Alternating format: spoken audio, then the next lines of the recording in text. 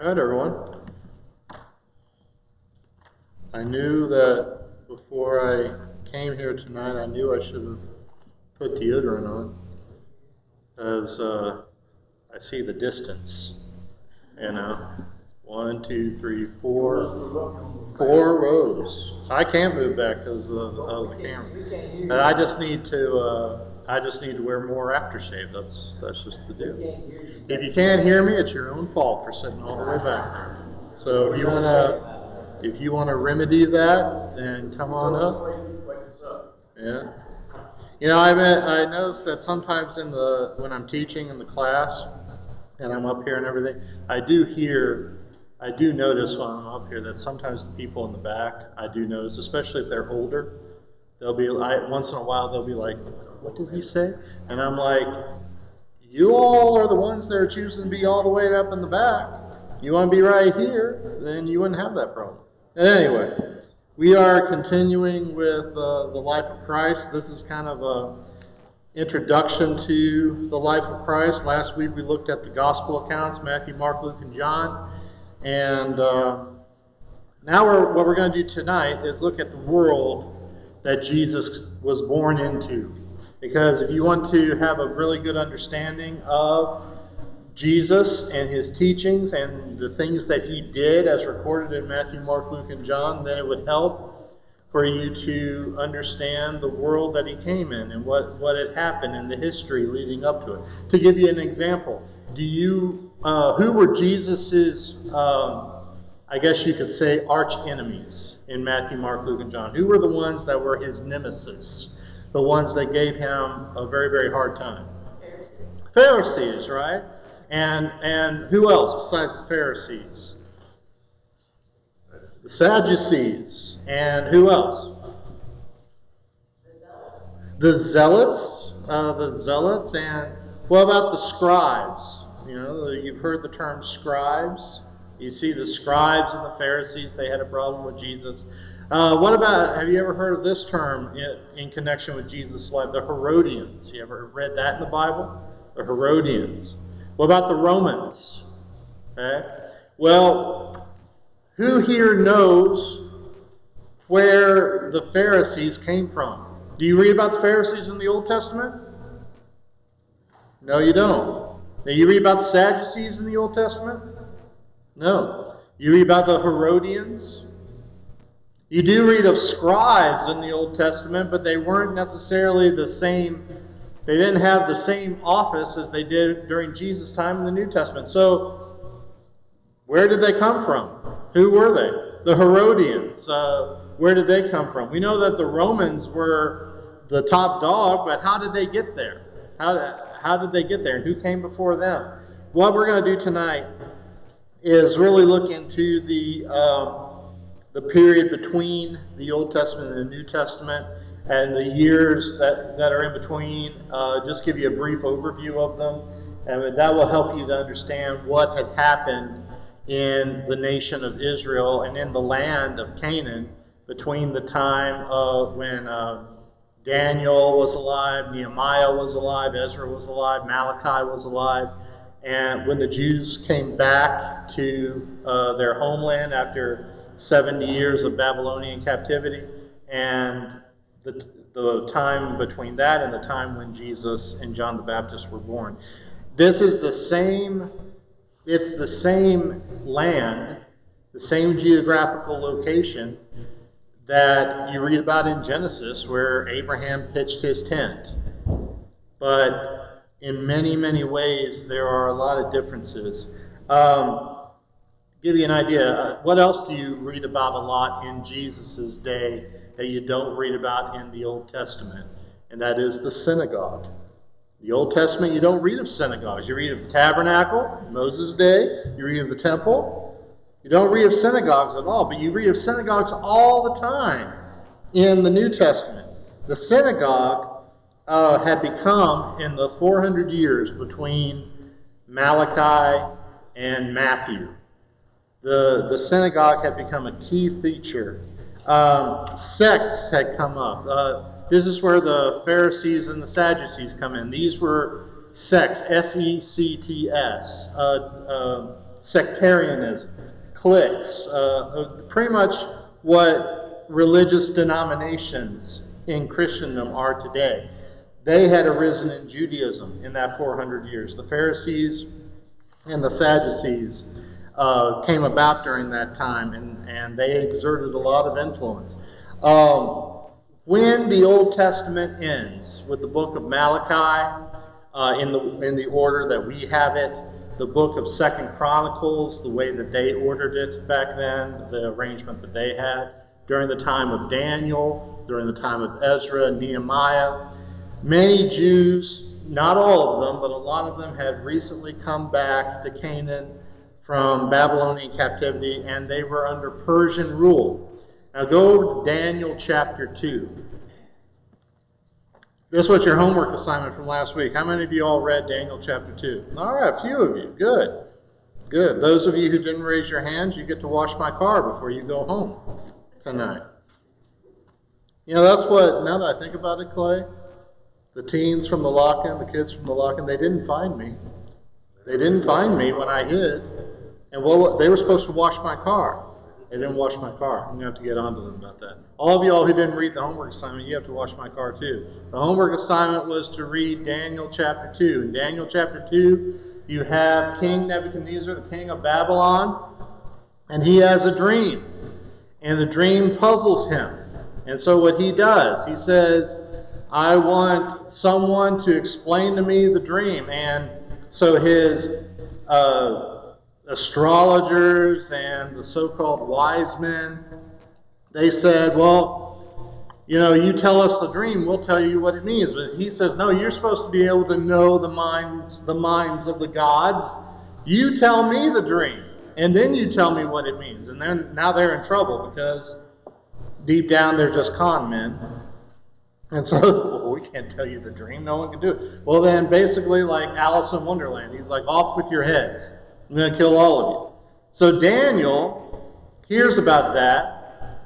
And Daniel and his three friends, Shadrach, Meshach, and Abednego, they were able to get an audience with the king. And the king says, well, can you tell me the dream? And Daniel says, well, I cannot do it, but the God whom I serve can do it.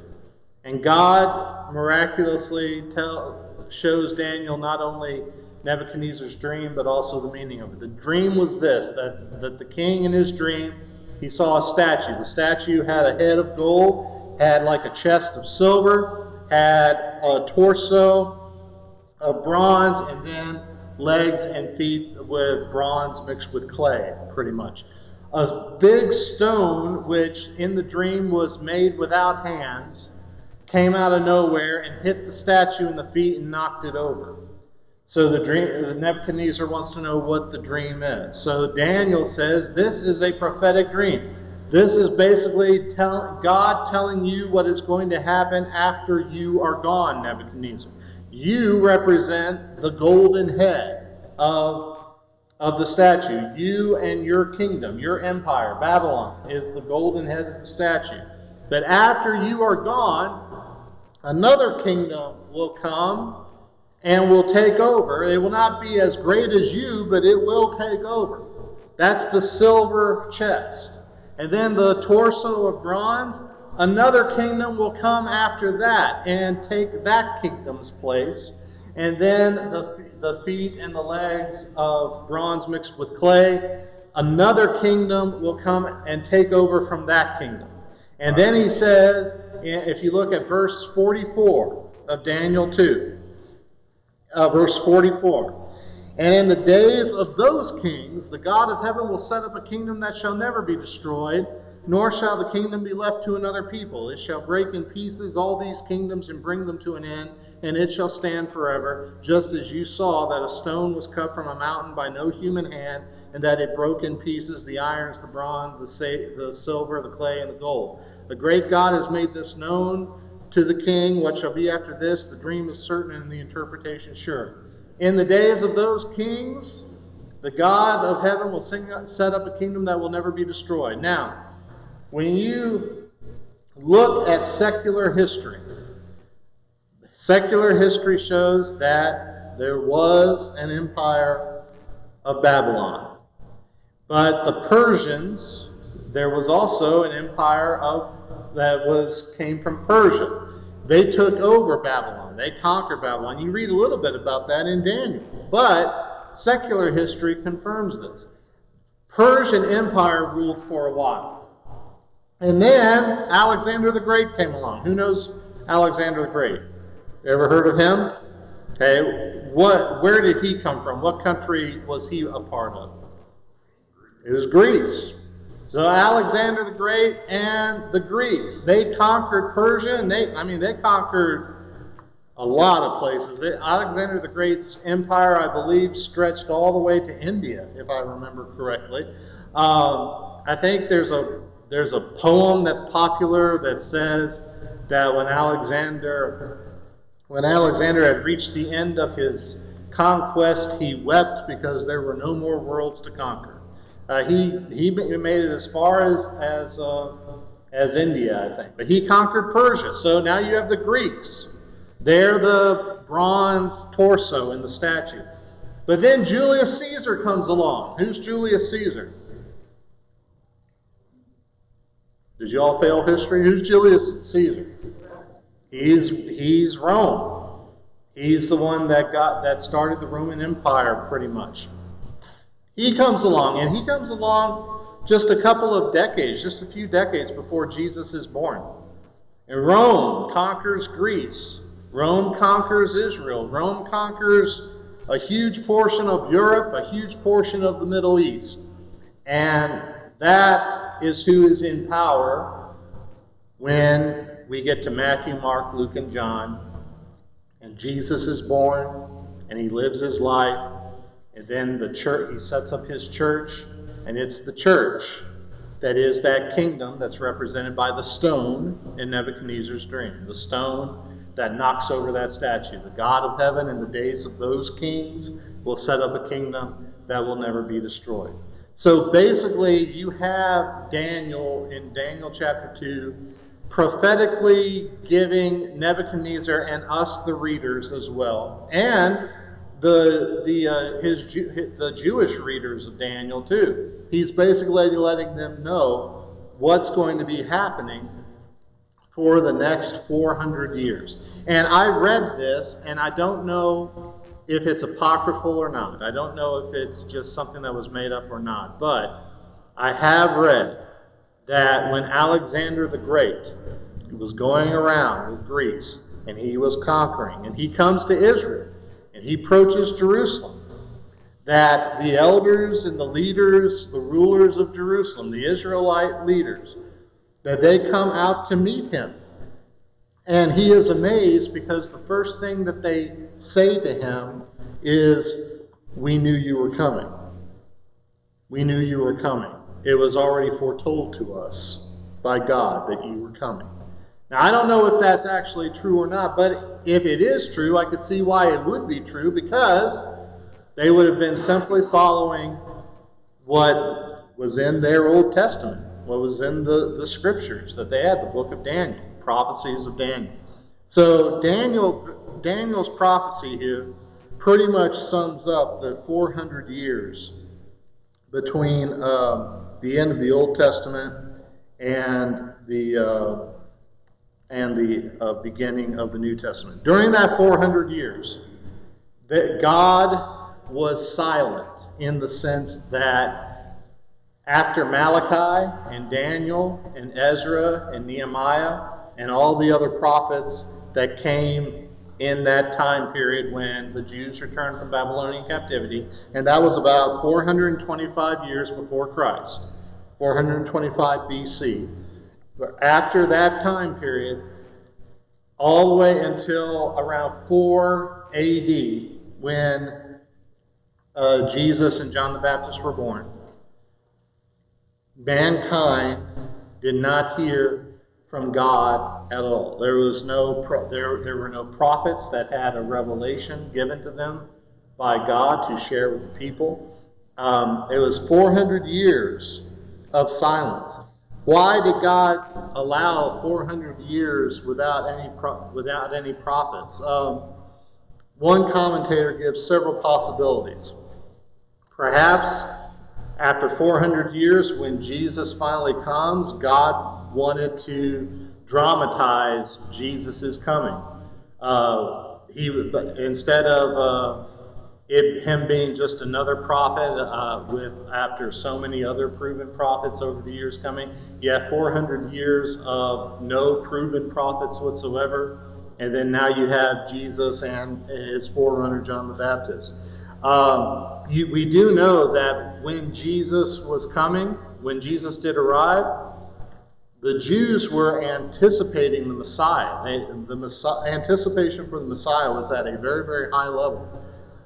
Maybe God wanted to make the fulfillment of all the Old Testament prophecies about the Messiah more impressive. If there's 400 years of silence, then that would ensure that when Jesus comes along and fulfills every single one of these prophecies, that's not contrived in any way. Here's what we do know. Go over to Galatians chapter 4, verse 4. Galatians 4, verse 4, and while you're turning there, Beth, you had a comment. I think it takes just a long time for big empires to rise and fall. That is true. That much time for you to see 1, 2, 3 empires after Babylonian to rise and fall. That's true. And that's another, in case you couldn't hear, it takes a long time for empires to rise and empires to fall. 400 years is pretty much double the amount of time that this country has been in existence, when you think about it. Galatians 4, verse 4. Someone read that for me.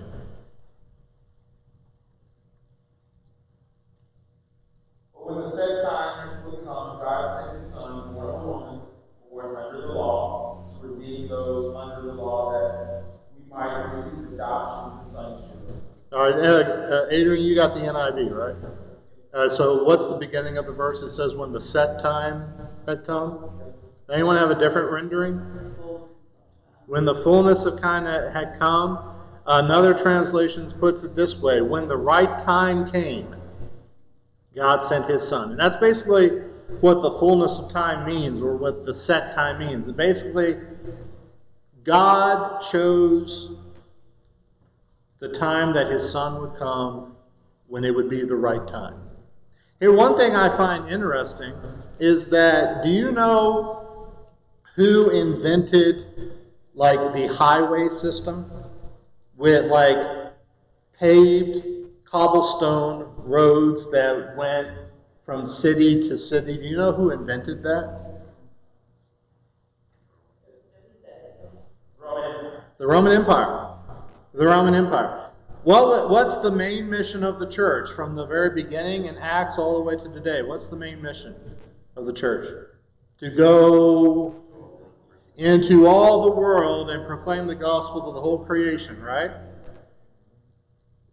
Do you find it interesting that God did not bring the church into existence, the church that had that particular mission, until the time when the highway system was invented, that basically connected all these different cities over a huge 1,000-mile period?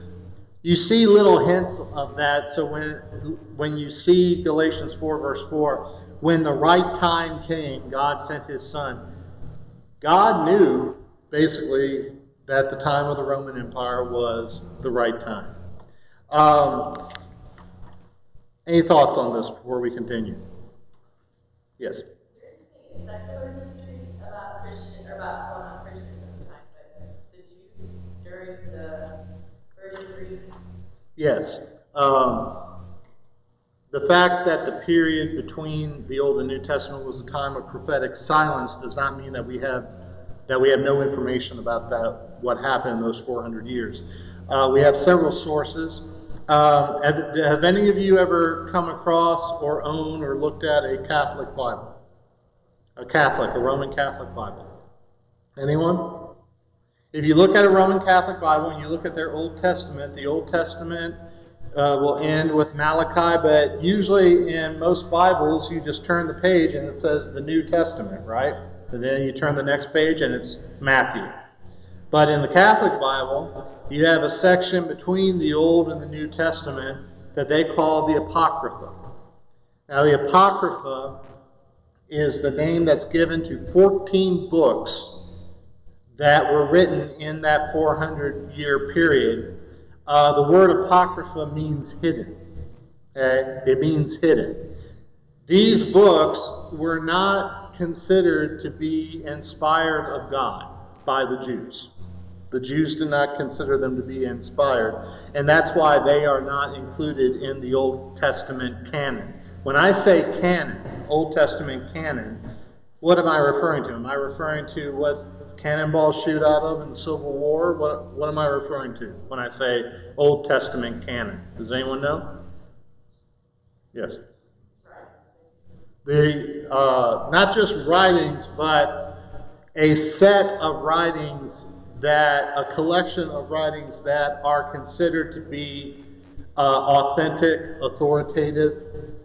Up until just about a few years ago, up until I think it was 2016, up until 2016, the only time I ever heard the word canon used was in reference to religion. Clay, you're going to appreciate this, but starting in 2016, Walt Disney World or company, bought Star Wars.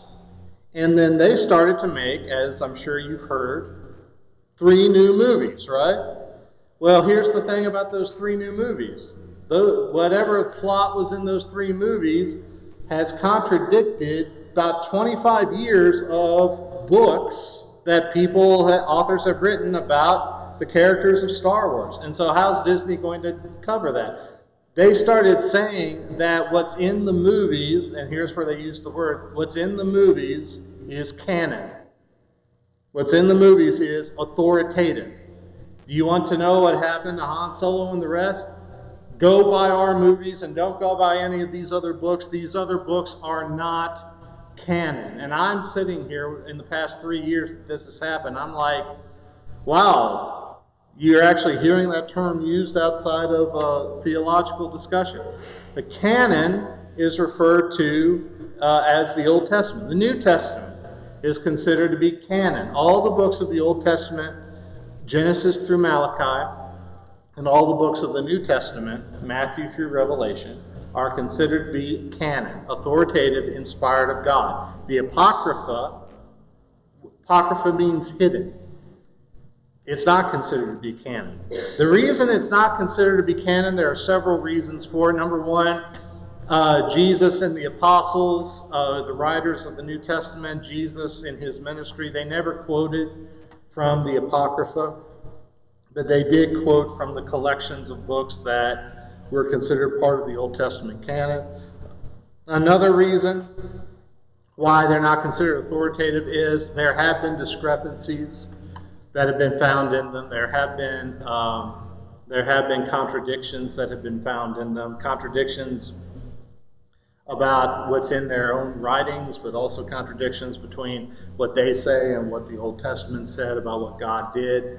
And so that's another reason why they're not considered to be canon. However, even though they're not considered to be canon, they do, as a whole, give some insight into the history of the Jews and the customs of the Jews that took place in this 400-year period. Have you ever heard of a book called First Maccabees? Anyone heard of that? First Maccabees? That book is part of the Apocrypha, and that book is especially helpful. It contains the history of the Jewish people from about 175 BC to 132 BC. How many of you have heard of Josephus? Josephus was a Jewish historian. He was born around AD 37, so the church was just coming into existence around the time that he was born. He survived the siege and the destruction of Jerusalem in AD 70 by the Romans. He wrote 2 very important historical works, The Antiquities of the Jews, which is a history of the Jewish nation going all the way back to Adam and Eve, believe it or not. And also, he wrote another book called The Jewish Wars, and that's an account of the Jews from the years 170 BC to the time that he was alive. His writings are a major source of information as well. There are archaeological findings in Palestine and other places in the Middle East that also throw light on the history and the lifestyles of the Jews during this time period. And then, of course, you have, even in the scriptures, you have like Daniel's prophecy that gives you an idea of what would have happened in that 400-year time period as well. Does that answer your question?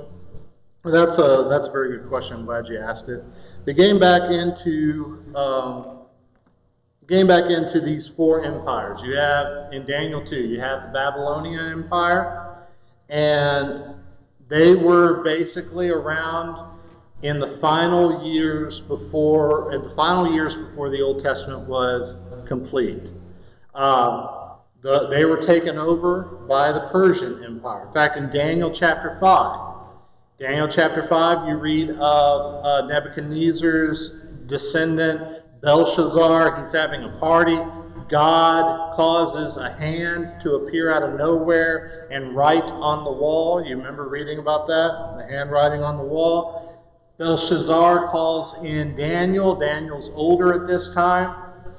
He asks Daniel to interpret the vision here, and Daniel basically says God is saying that you've been weighed in the balances and you've been found wanting, and your kingdom is going to be taken from you this very night. And that very night, Persia came in and what was likely a surprise attack and overthrew Babylon. And then you read of Daniel and the lion's den in Daniel chapter 6. You remember Daniel and the lion's den? Who was the king? And who was the king in Daniel and the lion's den? Does anyone remember his name? Darius.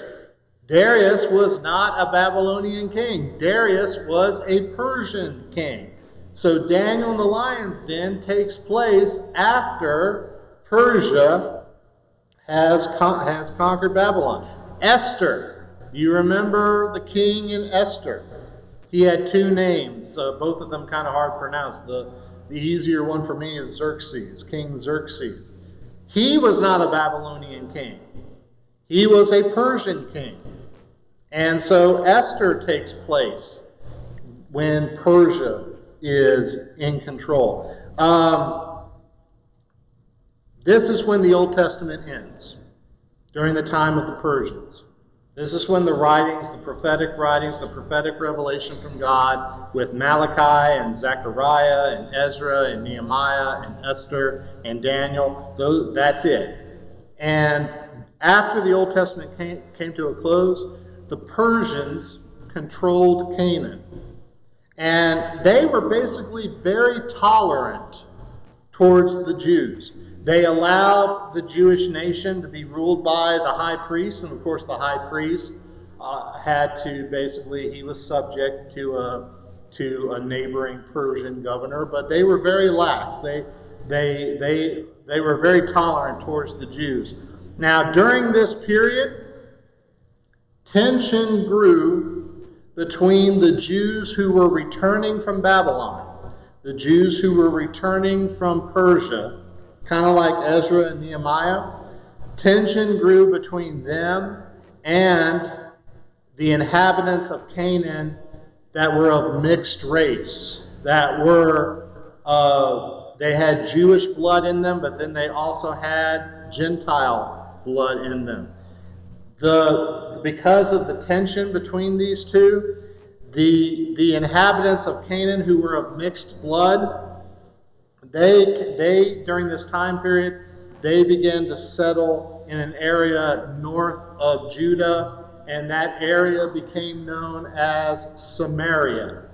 Now, what would they be called if they're living in an area called Samaria? Samaritans. And do you read of Samaritans a lot in the gospel accounts? And do you remember reading in John chapter 4 that the Jews of Jesus' day did not want to have anything to do with the Samaritans? You remember reading that? Do you remember the parable of the Good Samaritan? What was the main point of impact that Jesus in the parable had a Samaritan rather than the high priest or the Levite help that Jew who was near death because he had been robbed. What was the main point that Jesus was making by having a Samaritan of all people help that Jew? What was the point? Remember what the lawyer had asked him? Yeah, Jesus, well, the first thing was, what's the greatest commandment? Love the Lord your God with all your heart, love all your soul. The second one's like it, love your neighbor as yourself. And then what did he ask? Who is my neighbor? And what's Jesus' point by telling that parable and having a Samaritan help a Jew? What's his point? Your neighbor that you are to love is not just the person who is like you or looks like you or comes from the same nation as you or is the same race as you. You guys hate, you Jews, you hate these Samaritans. You think them inferior. You think them half-breeds and of a mixed race. You don't want to have anything to do with them. I'm telling you, God wants you to love them just like you would love yourself. Now, do you have a greater appreciation of the Good Samaritan story now that you know the background of the Samaritans? They were basically a mixed race of Jews and Gentiles that came from the time period when the Jews were taken away in Babylonian captivity. During the time of the Persian Empire, when the Jews were coming back, there was tension between them and the Samaritans. The Samaritans moved north to that area, which eventually became known as Samaria, and they became known as Samaritans during the time of Jesus. Then Persia takes over. Now, Greece takes over. The Persians ruled from about 539 to 333 BC. So basically around 200 years or so. Then Alexander the Great comes in around 333 BC, and the Grecian Empire takes over from 333 to about 165 BC. Now, Alexander the Great, he was the first that came in. You can read about how he annihilated, in history, you can read about how he annihilated the city of Tyre, Tyre. And that was actually prophesied in the book of Ezekiel. In Ezekiel chapter 26 and Ezekiel chapter 28. Alexander took control of Jerusalem about 333 BC. The high priest welcomed Alexander outside the walls of the city. Josephus writes about that. Alexander gave special privileges to the Jews. He basically looked at them as colonists. He wanted them to not only stay in Israel, but he wanted them to settle in far-flung areas of his empire. So when you read in Acts chapter 2, the day of Pentecost is a Jewish holy day, right? And you remember reading in Acts chapter 2 that Jews from all over the world traveled to Jerusalem to observe the day of Pentecost. You remember reading about that? And the apostles miraculously spoke in tongues, right? And you can read in Acts chapter 2 that the Jews that were there, they were like, we are hearing these Galileans speak in our own native tongues, and then they start listing all these different places that are far away from Israel. How and why did the Jews get all the way out there? It's because it started with Alexander the Great. About in the year 333 BC, about 300 years before Jesus was born, Alexander the Great started encouraging Jews to leave Galilee and Judea and go off to all these different places. Again, does that lend itself to God's plan for the gospel to be proclaimed to the whole world? Does that work? Does that coincide with God's plan? Because if these Jews, on the day the church begins, if these Jews that live in all these faraway places, if they're coming back to Jerusalem and they hear the gospel proclaimed by Peter and they believe it and they obey it and they become Christians, and then they leave Jerusalem and they go back to where they came from, all those places all over the known world, and they start telling people back home about Jesus, is that exactly what God wants to happen? It sure is. So again, Galatians chapter 4, verse 4. In the fullness of time, when the right time came, God sent his Son. Do you see how God in this 400-year period is setting things up for the gospel to be proclaimed to the whole world? Now, when Alexander died, his kingdom was divided into 4 territories: Greece, Asia, Egypt, and Syria. That was actually prophesied in the book of Daniel, believe it or not. You can read about that in Daniel chapter 8. Now, when it comes to Egypt and Syria, there was a group called the Ptolemies. They took control of Egypt. There was another group called the Seleucids, and they took control of Syria. Ptolemy comes from the name of the general who conquered Egypt, Ptolemy. And Seleucids comes from the general who conquered Syria, Seleucus. Now, the Ptolemies, from 323 to 198 BC, the Ptolemies, they wanted to conquer Judea, where the Jews were. So did the Seleucids. So now Israel is basically caught in the middle of this big civil war that lasted for over a century. Most of the time, the Jews were conquered by the Ptolemies, by out of Egypt. But sometimes they were conquered by those out of Syria, the Seleucids. Now, when the Ptolemies captured Jerusalem, they were very tolerant with the Jews. They gave the Jews full citizenship. They encouraged Jewish scholarship. It was a peaceful time for the Jewish people. However, when the Seleucids took over, this was the darkest period in the history of Judaism at that point. There was a guy, a ruler of the Seleucids, named Antiochus Epiphanes, if I'm pronouncing that right.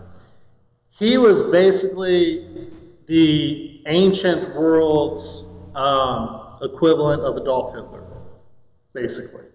Him and Adolf Hitler had very, very little differences whatsoever. He is called one of the cruelest men ever to hold public office.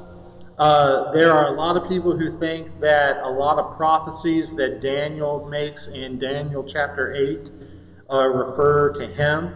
He hated the Jews. He tried to make Greeks out of them. He went into Jerusalem and he built a temple right there in Jerusalem to the pagan god Jupiter. He tried to stamp out the Old Testament religion. He, with the Jews' temple, the temple to Jehovah, he closed the temple. He made circumcision illegal. Was circumcision important to the Jews? Yes, that was the sign that you were a Jew, right? He made circumcision illegal, and he promised that if you were a Jew and you were caught practicing Judaism, you got the death penalty.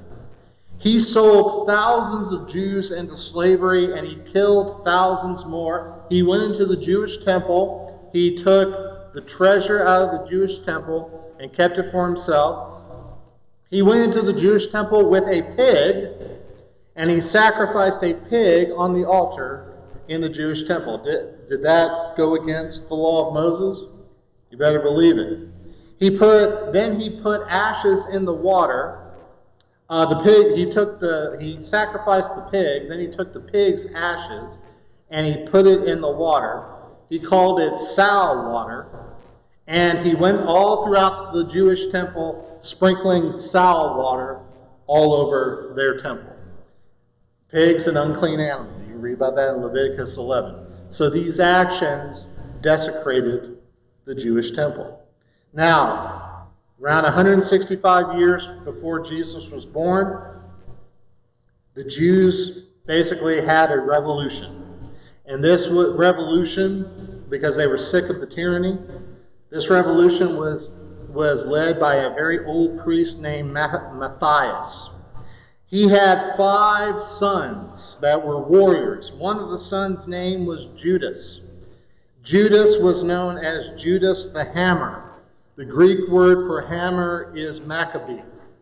So that's where Judas Maccabee comes from, in one of the books of the Apocrypha.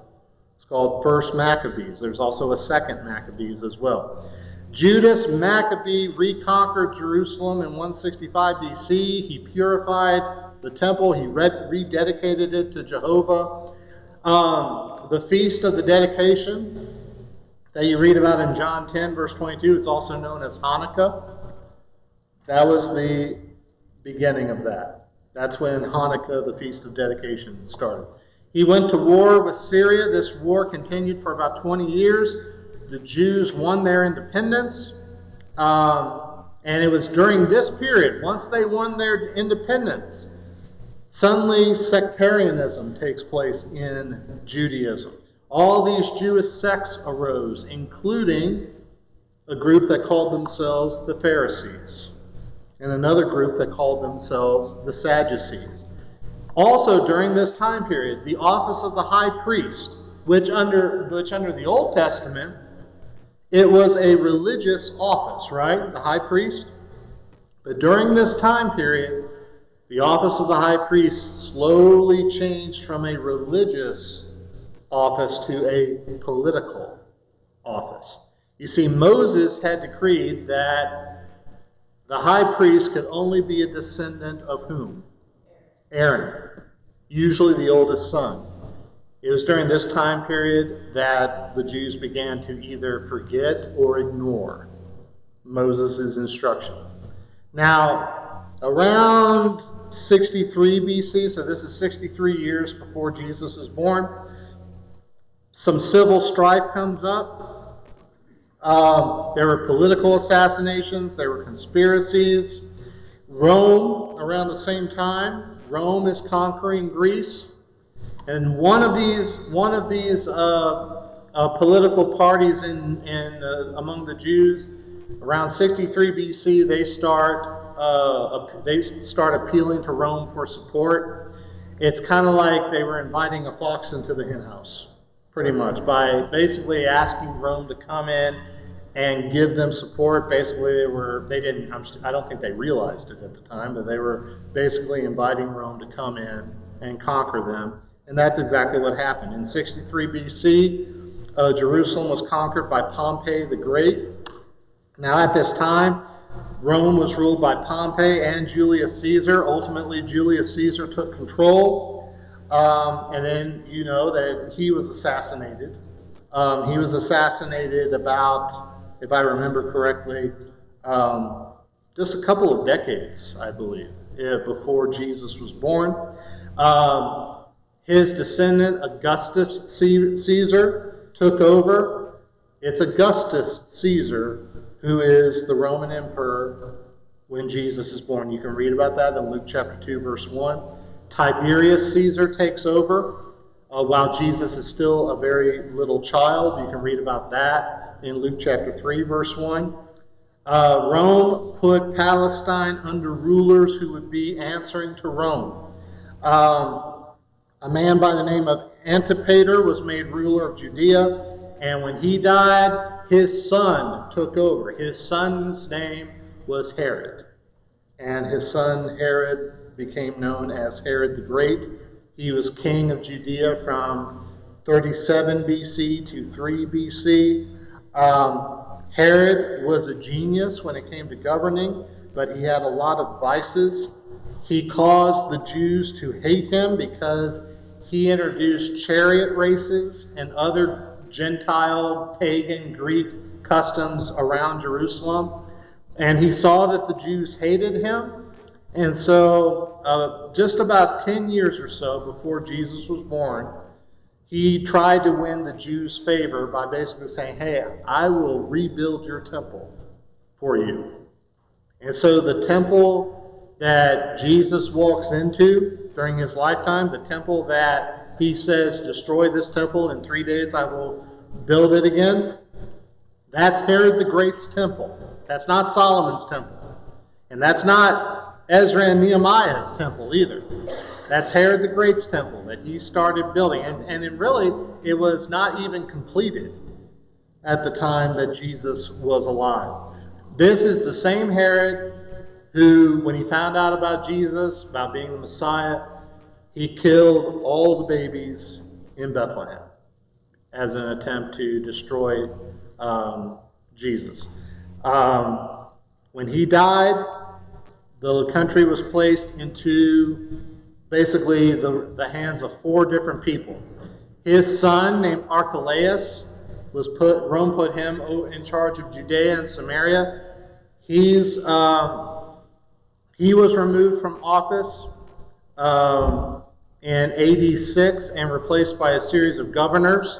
Pilate would be the 6th one of those governors.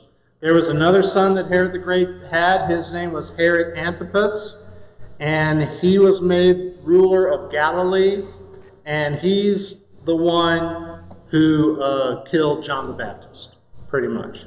A third son was named Philip, and he was put over this other area, Iturea.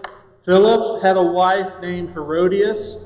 Philip's brother, Herod Antipas, started an affair with Herodias. She left Philip and married basically her brother-in-law. And that is why John the Baptist publicly denounced them for being in sin, committing adultery. That's what led to his death. And then there was a 4th son called Abilene. He was not a Herod. That a 4th area called Abilene was given to a guy named Licinius, and he was not a Herod. But that area had been ruled by Herod the Great. Now, the Romans gave the Jews a lot of concessions during this time period. The Jews were exempt from military duty. If it was a Sabbath day, the Romans made it law that the Jews could not be called to court on a Sabbath day. They were allowed to have copper coins that had just inscriptions on them and no image. There were coins that did circulate that had Caesar's image on them. Of course, you remember the Pharisees giving Jesus, or Jesus says, whose inscription is this? But those were the Jews under Roman law. They did not have to handle what they called these accursed coins to pay their taxes to Rome. Roman soldiers were forbidden to carry banners with images if they were in the land of the Jews. Here's something else, though, and this is really significant when it comes to Galatians 4:4 and the fullness of time. It was during this time period, right before Jesus was born, that Rome established the Pax Romana. Have you heard of that? The Pax Romana? Pax Romana is Latin. It means the Roman peace. And basically what it meant was Rome had conquered the whole civilized world at that time.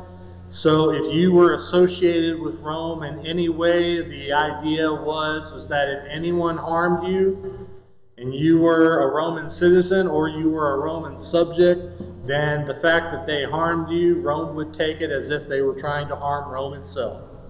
It made travel between places a lot safer as well. Rome also established a universal language, which was Greek, all throughout their empire. That made it a lot easier for the gospel to be spread as well. And as I've already said, it was Rome who started building this highway system that made travel a lot easier as well. Do you all still have this that I handed out last week? If you look at the map here, the one on the front that says Palestine during the life of Christ. I want you to keep this map with you And when we're in this class and we're talking about where that Jesus left a certain place and went to another place, I want you to be looking on your map to see exactly where that is, because it will help you have an idea of Jesus' travels. You'll notice that it's called Palestine. It says Palestine during the life of Christ.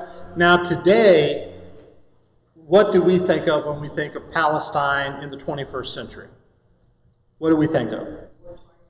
War-torn country, and it's not the Jews.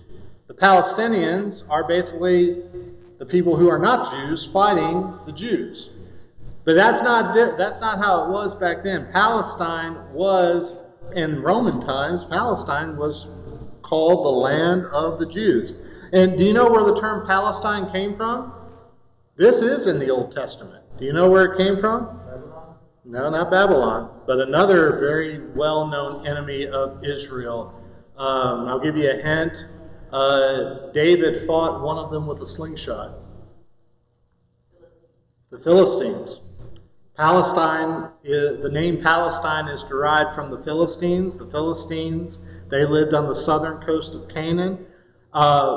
When Judas Maccabee was having his revolution, he and his followers fought the Philistines. But the Philistines are not mentioned by name in the New Testament. There are some who believe that because Judas Maccabee basically beat them, that they were absorbed into the Jewish nation by the time Jesus was born. But Palestine is basically a derivative of their name. If you look at your map, you'll see that in the north here you have in the very top you'll have an arrow pointing to Syria, but then you'll also see that you'll have an area called Phoenicia. There's an area called the Bashan district, and then you have an area called Galilee. Now, what's the significance of Galilee? That's where Jesus called the majority of his disciples, and that's where Jesus grew up. Because that's where Nazareth is, right there in Galilee. Then if you go southeast of Galilee, you have an area called the Decapolis. Right south of Galilee is what area? Directly south of Galilee, what's the area? Samaria. And that's where the hated Samaritans lived.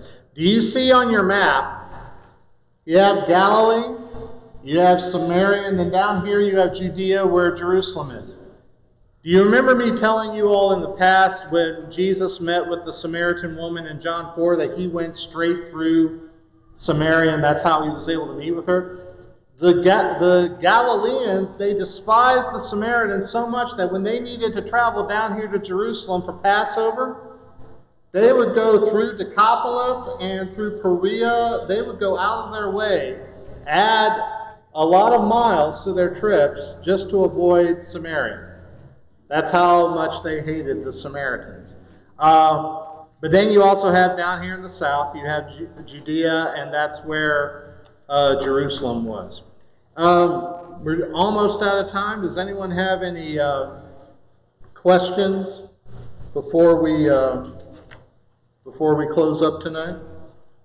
What we're going to do is next week we're going to have just a couple more bits of information I'm going to give you as far as introduction goes about the changes that were made between the Old Testament and the New Testament in Jewish society in the years leading up to when Jesus was born. And then what we're going to do next week is we're going to get started looking at Matthew chapters 1 and 2 and Luke chapters 1 and 2 and also the first chapter of John. So if you want to be reading ahead, read Matthew, the first 2 chapters, Luke, the first 2 chapters, and read John chapter 1, verses 1 through 18. So after we're finished with our introductory material next week, that'll take about 15 minutes, and then we're going to get into looking at the life of Christ in chronological order with the Scriptures. Yes, Robert. Going back to the Good Samaritan, I've Yeah. often heard that you can't be a Christian unless you love your neighbor. Right. I'd say you can't be a faithful Christian unless you love your neighbor. Just to give you, it's always good for us to examine ourselves. That's what 2 Corinthians 13 verse 5 says, to examine ourselves. When you look at our own country, there was a time not so long ago when if you were a member of a certain race and you tried to walk into a church, including a Church of Christ, and you were not a member of the race that was already a part of the membership of that church, what would happen? What would happen? At the very least, you would be asked to leave, right? But that would be the best possible outcome. What would be more likely to happen? Some bad stuff would happen to you, right? Now, does that in any way go along with what Jesus was teaching in the parable of the Good Samaritan? Not in any way whatsoever. And that's what a lot of Christians and professing Christians, that's what they thought. That's how they lived. And it wasn't so long ago. One of the reasons we're having this class on the life of Christ is we're going to get, and one of the reasons I'm giving you the background, so you'll know the world that he lived in. That world that he lived in some ways, not so different from this culture, this society, not so long ago. So there's a lot of the lessons that he teaches in his life that we're going to be looking at. They were very much relevant 2,000 years ago, and they are relevant today as well. I appreciate that question. Any other questions or comments? Yes. Okay. This time period. Now I can answer, I don't know off the top of my head, when Alexander the Great conquered Judea and everything, I don't know if it was already in place, like Zeus, Aphrodite, Hercules. It probably was already in place, but if it wasn't, definitely during this time period. Because you can read in the book of Acts that when Paul is going to these areas outside of Jerusalem, outside of Judea, when he's going to where the Gentiles are, I think it's in Acts 13. I'm almost positive it's in Acts 13. When he performs a miracle, the Gentiles, they were like him and Barnabas. And Barnabas was apparently doing the talking. I think, I don't remember how to look it up, but they said, oh, look, these are gods. And they called Barnabas, if memory serves, they called him Zeus. And they called Paul Hermes. Hermes was the messenger god back then. So that mythology was very much we call it mythology today. It was their actual religion, the religion of many in that time period. It began, if not during this 400-year period between the Testaments, if it didn't begin then, it was already in place during the time of the Old Testament. Good question. Any other questions? All right, let's close with a word of prayer. Father, thank you for giving us this time to study the world that your Son entered into. We're so grateful, Father, that you in your wisdom chose the fullness of time, the right time for him to enter the world and save us all. And we are so thankful, Father, for the mission of his church during that time, how they brought the gospel to all of that divided, hostile world. And we pray that we can do the same today. Bless everyone here. Please, if it is your will, bring us to our homes safely. Help us to learn more of your Son and to become more like him in every way. This we pray in Jesus' name. Amen.